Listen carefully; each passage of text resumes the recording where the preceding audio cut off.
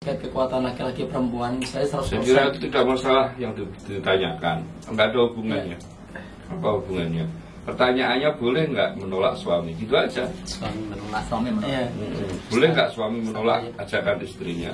Nggak bicara masalah terlalu jauh.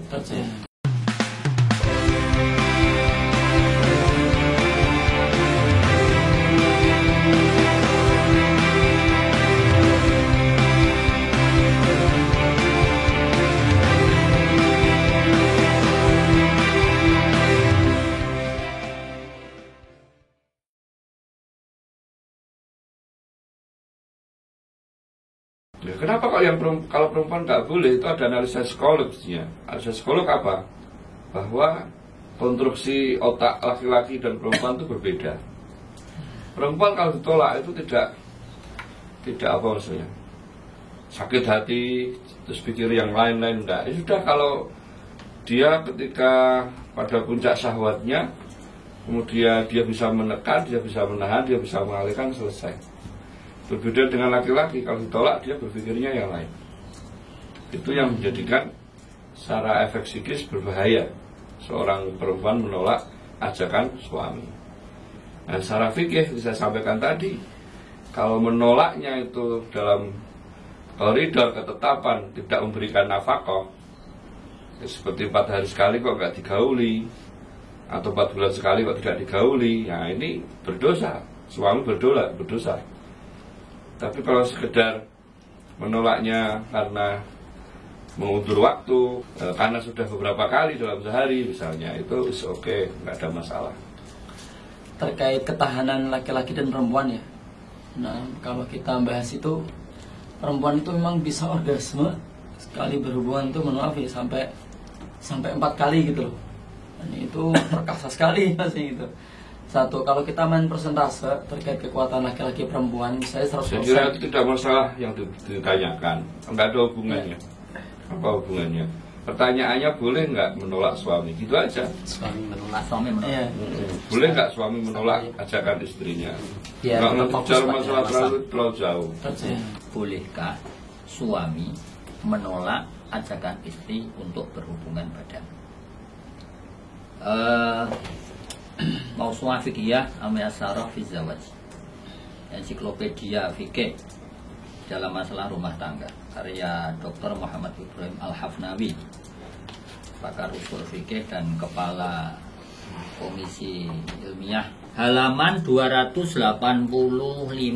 Yara jumhurul ulama'i, mayoritas ulama berpendapat, annahu yajibu ala zauji, wajib bagi seorang suami, ayu jami'a zaujatahu, untuk memberikan nafkah batin kepada istrinya, liyahsinaha, agar menjaganya, wa ya'fuha, dan menjaga kesuciannya. Illa, jika kemudian menolak, karena asian. Jadi kalau di sini yang dipakai oleh Dr. Ibnu Al-Hanawi itu bermaksiat. Dalilnya adalah dari Kutubul Madahib. Yang pertama dinukil adalah Ibnu Hazm. Sumbernya kita Muhalla jilid 10 halaman 40. Wa furidho ala rajuli, diwajibkan atas suami, ayu jami'a imra'atahu, untuk memberikan nafkah batin kepada istrinya, allati hiya zaujatu, yang merupakan pasangannya atau istrinya. Wa adna dzalika, batasan minimalnya adalah fi kulli tuhrin, marratan fi kulli tuhrin, sekali dalam setiap masa suci, in qadiro ala dalika, jika kemudian mempunyai kemampuan. Maksudnya suami tadi sehat dan tidak ada udzur apapun. Wa illa, jika kok sehat, mampu, tidak ada halangan, kok tidak memberikan nafkah batin, fa huwa asin lillahi ta'ala, maka bermaksud kepada Allah Ta'ala. Wa burhanu dalika qauluhu ta'ala, wa'tuhunna min haitsu amarakumullah, Al-Baqarah ayat 222. Apabila para istri itu telah suci, maka datangilah, maksudnya berilah nafkah batin, min haitsu amarakumullah, dari yang sudah diberitakan oleh Allah. Lalu kemudian Dr. Ibn Al-Hanawi juga menukil pendapat Abu Bakar Al-Jassas dari Hanafiyah rahimahullahu ta'ala, inna alaihi, wajib bagi suami memberikan nafkah batin biqaulihi ta'ala fatadharuha kal mu'allaqah. Janganlah kalian wahai para suami membiarkan istri-istri kalian itu seperti sesuatu yang menggantung, maksudnya tidak diberi hak. Yakni la farihota fatatazawwaju waladati zaujin. Jadi seakan-akan seperti istri yang tidak punya suami. Idza lam yuwaf fiha haqqaha fil waqti, jika tidak memberikan nafkah batin. Lalu Ibnu Qudamah dari mazhab Hanabilah, gitu, Al-Mughni jilid 7 halaman 30. Wal wat'u wajibun 'ala rajuli idza lam yakun lahu 'udhrun. Ya, memberikan nafkah batin merupakan kewajiban atas suami, gitu, apabila memang tidak terhalang oleh uzur. Wabihi qala Malikun, begitu pula Imam Malik. Ditutup dengan pendapat Ibnu Taimiyah. Waqad su'ila Ibnu Taimiyah rahimahullahu taala 'anil rajul.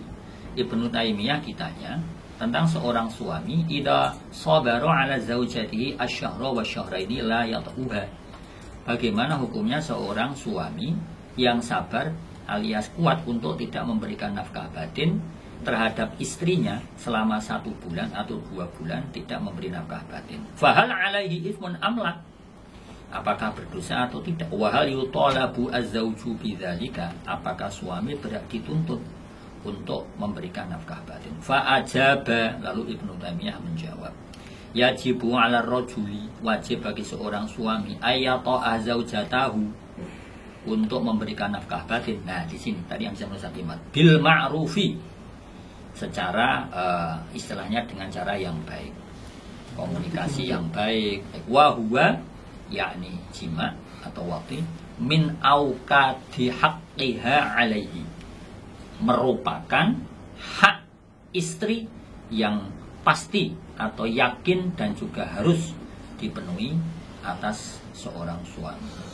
Wa in ra'a ar-rajulu min nafsihi ajzan, jika suami merasa dirinya itu tidak mampu an iqamati haqqiha fi marja'iha, untuk memberikan nafkah batin terhadap istri, akhadha minal adwiyatil lati tuqawi syahwatahu hatta yafiha, memakai obat-obat pendukung suplemen stamina agar menjaga istri tidak terjerumus kepada hal-hal yang nisbah. Wallahu ta'ala a'lam.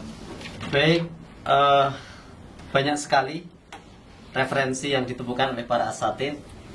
Sedikit menyimpulkan, menggarisbawahi tadi pendapatnya Ustadz Imaduddin kepada surat Al-Baqarah ayat 228, bahwa istri juga memiliki hak kepuasan seksual atas suaminya sebagaimana suaminya, dengan cara yang ma'ruf. Sehingga juga pernah dalam satu riwayat tadi diungkapkan Ustadz Imad, Rasulullah menasihati Abdullah, ya, bahwa istrimu memiliki kesabaran berapa. Itu Umar tanya Hafsah. Umar kepada Hafsah, ya. Perempuan itu sabarnya berapa lama? Tidak itu 4 atau sampai 6 bulan tadi, ya, jawabannya. Itu sehingga kesimpulan beliau bahwa seorang suami yang menolak ajakan istri untuk berjima hukumnya haram, ya, hukumnya haram. Bisa dosa tentunya. Kemudian Ustadz Heri Mahfudi, ada khilaf di kalangan para ulama, di antaranya Imam Malik misalnya, bahkan ketika seorang suami menolak dengan tanpa udzur, tanpa darurat, itu punya hutang yang wajib dikodok seorang suami. Dibayar di hari yang lain. Imam Ahmad dan Imam Syafi'i atau Syafi'i masyhur Syafi'i, ya, itu tidak wajib mengkodoknya.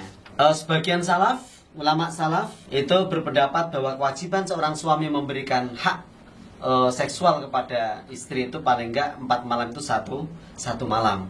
1 malam. Ada juga yang berpendapat 1 bulan 1 kali. Dan tadi tambahan Ustadz Imad bahwa kalau meninggalkan kewajiban ya dosa, sebagaimana takrif al-wajibu ma yu'aqabu tarikuhu. Kemudian menarik, Ustadz Sigit memberikan kesimpulan bahwa kalau penolakannya memang dalam hal tidak memberikan nafkah sesuai dengan kewajibannya, maka dosa bagi seorang suami. Tetapi kalau penolakannya karena mungkin udur, karena capek atau karena ditunda, misalnya siang minta kemudian nanti malam aja, dan seperti itu, ada toleransi dalam syariat. Kemudian Ustaz Thoyib banyak sekali ya bahwa mayoritas ulama itu wajib memberikan nafkah batin ya, demi menjaga kesucian seorang istri. Bahkan menolak, beliau katakan termasuk asin, orang yang bermaksiat dengan kemampuan suami dan kebutuhan istri. Ini wajib dikomunikasikan agar jangan sampai terjerumus ke dalam perselingkuhan. Dan seandainya ada seorang suami yang mungkin tidak mampu untuk mengimbangi kemampuan istrinya dalam hal seksual, maka diharapkan untuk menambah suplemen. Tentunya itu ya yang bisa dijadikan referensi. Tetap dosa kalau dalam hal penolakan itu di wilayah kewajiban memberikan nafkah batin. Tapi kalau penolakannya hanya karena ingin menunda waktu sebentar dan sebagainya, atau karena kecapean, karena udur dan sebagainya, itu tidak dosa. Dan memang tidak ada hadis yang melaknat seorang suami menolak ajakan istri. Tapi hukumnya tetap haram, karena itu bagian dari hak seorang istri kepada suami. Mudah-mudahan bisa memberikan pencerahan kepada pemirsa. Assalamualaikum warahmatullahi wabarakatuh. Waalaikumsalam warahmatullahi wabarakatuh.